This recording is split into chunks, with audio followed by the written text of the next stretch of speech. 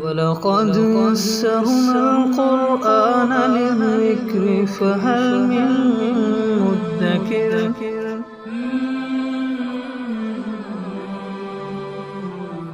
باللہ من الشیطان الرجیم بسم اللہ الرحمن الرحیم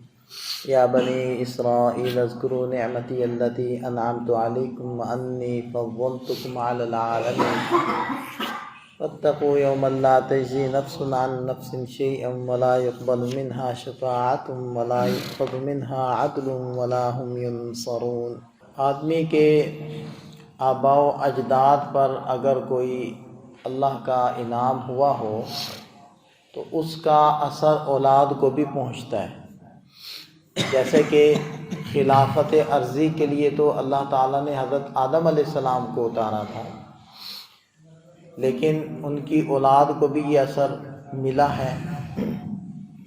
اسی طرح جو اللہ تعالیٰ کے انعامات ہوئے تھے بنی اسرائیل جو موجودہ ہیں یہود، ان کے آباء و اجداد پر، ان پر جو حضرت موسیٰ علیہ السلام پر ایمان لائے تھے، تورات پر ایمان لائے تھے اور اس کو مان رہے تھے، تو اس کا کچھ اثر ان یہود پر بھی تھا جو نبی پاک صلی اللہ علیہ وسلم کے زمانے میں تھے، کیونکہ مدینہ طیبہ کے اندر جو پڑھے لکھے لوگ سمجھے جاتے تھے وہ یہود تھے، اور جب اوس اور خزرج اپنے مسائل میں الجھتے تھے تو ان کا حل کروانے کے لیے سالس وہ انہی کو، یہود کو بنایا کرتے تھے اور انہی کے پاس آتے تھے، تو گویا کہ ایک عزت تھی ان لوگوں کی معاشرے میں۔ تو اللہ تعالیٰ ان انعامات کا تذکرہ یہاں فرما رہے ہیں، ان کی طرف اشارہ فرما رہے ہیں جو یہود کے آباء و اجداد پر اللہ تعالیٰ نے فرمائے تھے، اور وہ بہت سارے انعامات ہیں جس کا فرداً مختلف جگہوں پر تذکرہ آئے گا، تو ان کی طرف اجمالی طور پر اشارہ فرمائے۔ یا بنی اسرائیل، اے یعقوب علیہ السلام کی اولاد، اذکروا نعمتی التی انعمت علیکم، میری اس نعمت کو یاد کرو جو میں نے تم پر کی، اور وہ کوئی ایک نعمت نہیں تھی۔ وَأَنِّي فَضَّلْتُكُمْ عَلَى الْعَالَمِينَ، اور یہ کہ میں نے تمہیں جہان والوں پر فضیلت دی۔ فضیلت وہ ایسے تھی کہ تورات پر ایمان لائے تھے، ظاہری بات ہے جو ایمان نہیں لائے ان پر ان کو فضیلت حاصل ہو گئی، انہوں نے حضرت موسیٰ علیہ السلام کی بات مانی، اگرچہ اکثر نافرمانیاں ہی کی لیکن کسی حد تک مانی، تو ظاہری بات ہے جو بالکل نہ ماننے والے تھے ان پر ان کو فوقیت اور فضیلت حاصل ہوگی۔ تو اس انعام کی طرف اللہ تعالیٰ نے اشارہ کیا۔ دوسرا مسئلہ یہ ذہن میں رکھیں کہ عام طور پر جو غلط فہمی ہوتی ہے، جو یہود کو بھی بہت زیادہ ہوئی تھی اور ہمیں بھی بسا اوقات ہو جاتی ہے، وہ غلط فہمی کیا ہے کہ جی ہم تو اللہ تعالیٰ کے محبوب ہیں اور ہم دنیا میں جیسے بھی رہیں جو بھی کریں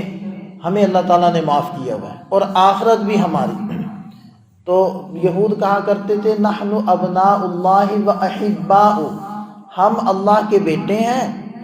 اور اللہ کے محبوب ہیں، بھلا کوئی باپ بھی اپنے بیٹوں کو عذاب دیتا ہے؟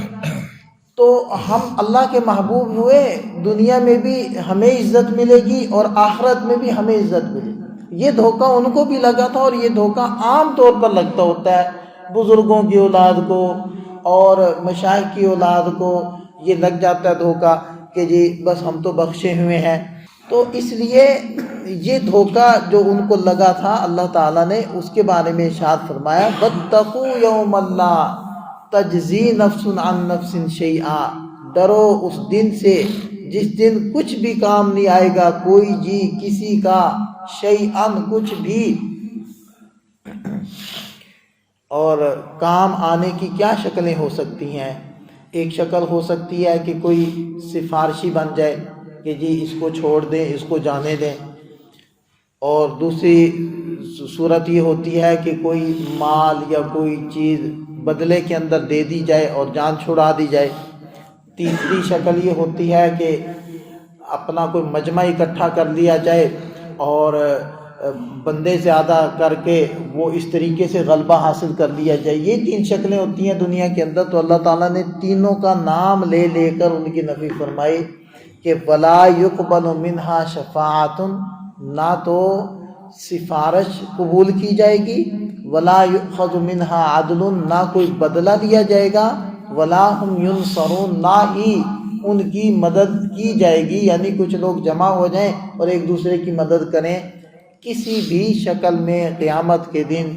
کوئی اللہ کی پکڑ سے، اس کی سزا سے، اس کے حساب سے بچ نہیں سکتا اور کوئی غلبہ نہیں پا سکتا۔ لہٰذا عمل میں کوشش کرو، جو عمل والا ہوگا وہ اس دن بچے گا، اور جو بے عملہ ہوگا اس کے لیے کوئی راستہ اللہ تعالیٰ نے نہیں چھوڑا۔ یہ اللہ تعالیٰ ہمیں بھی سمجھ عطا فرمائے۔